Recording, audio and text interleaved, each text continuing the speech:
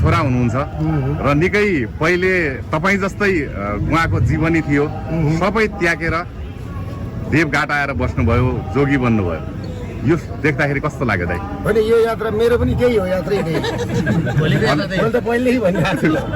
अब मैले जन्मे भनेपछि खप्तड गुरुसँगै जाने पक्का भयो। मैले पहिल्यै भन्थेँ, गुरुसँग नभेट्दा आज भेटेँ झन् खुसी लाग्यो।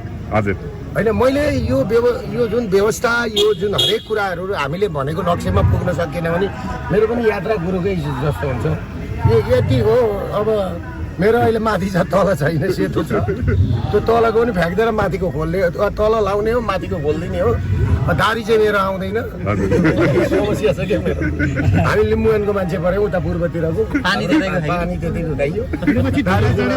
अवस्था त्यस्तै होइन, जाने नै यही हो, यात्रै त्यही हो नि। खप्तडमा गुरुले त आश्रम नै बनाउनु भएको छ। होइन, म पनि त आश्रमै बनाउने भन्दैछु।